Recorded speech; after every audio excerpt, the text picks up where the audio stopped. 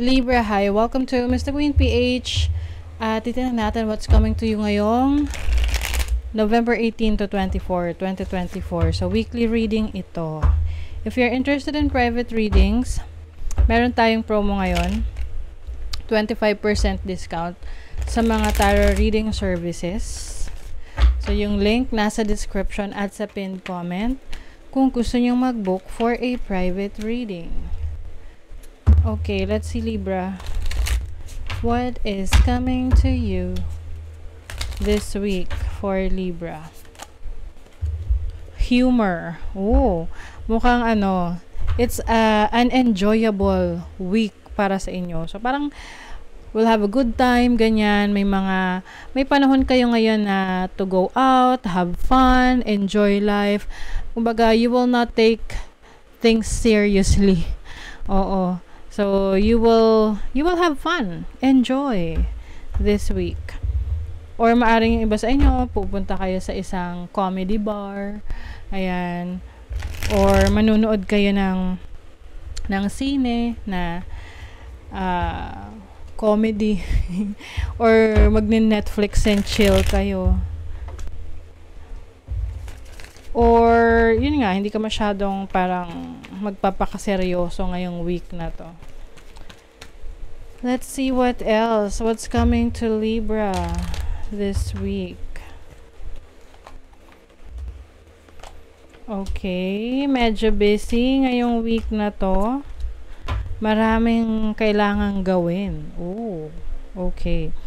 You have the Tower, Judgment, the Emperor. So, I feel like maninindigan ka. Magkakaroon ka ng paninindigan sa isang bagay na gusto mong ipaglaban. So, pwede tong relationship, pwede tong yung mga plano mo sa buhay na may nakikialam. So, ngayon, paglalaban mo kasi gusto mo yun talaga yung mangyari, yung matupad mo.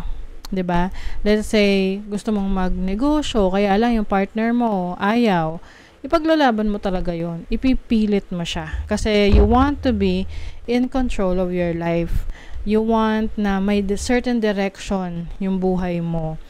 And for the longest time, yung iba sa inyo maaring hinahayaan nyo lang na kontrolin kayo ng ibang tao or i-please yung ibang tao dahil sa tingin nyo magugustuhan nila yung ginagawa mo, but hindi kasi yung iba sa inyo mukhang hindi yun yung talagang gusto nyo. So, ngayon, nakikinig ka sa sarili mo ngayon. You want to grow. You want to explore other options. And, maaring nagsimula na yung pagbabago sa iyong sarili. Oo, maaring you are changing for the better. Yung older version ng sarili mo, nililet go mo na. At ngayon, ready ka na for a rebirth. And, with the Emperor, you really want na to be fully in control of your life, na ikaw yung commander, ikaw yung magpaplano, ikaw yung gagawa ng solusyon sa mga problema or challenges na kakaharapin mo. At kumbaga parang it doesn't matter kung merong mga taong against sa gusto mo, basta yung gusto mo yung masusunod. Pwede tong medyo maging dramatic para sa iba sa inyo. But I think parang napuno na kayo na gusto mo na talaga na to take matters in your hand. Kumbaga sa may nagluluto. As nakikita mo yung pagluluto niya, mali yung process, mali yung ginagawa niya. So instead na ma-frustrate ka, you will take over kasi gusto mo maging maganda yung resulta ng niluluto na yon. So, ganong klaseng analogy. I also see expansion, growth for you in your career, in your business. If you have plans to travel abroad or to work abroad, meron ding opportunities for you. Marami kang gagawin this week. Magpapaka-busy ka. I think ito na yung time na nagising ka na sa katotohanan that you really have to stand your ground. Mm-mm. You're someone who is very charming. Ayan. So, maaring iba sa inyo, nilalabas nyo yung inyong feminine energy. So, ang feminine energy naman is hindi lang yan para sa babae. Lahat naman tayo may feminine at masculine energy. Minsan we tap into that, diba? So, some of you are going to be very creative this week. Ipupurso mo talaga yung passion mo. You have Clover. Alam niyo, Clover is bringer ng good luck.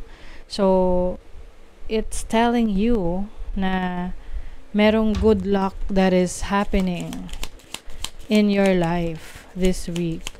Kumbaga, andun yung swerte, no? Nasa sayo.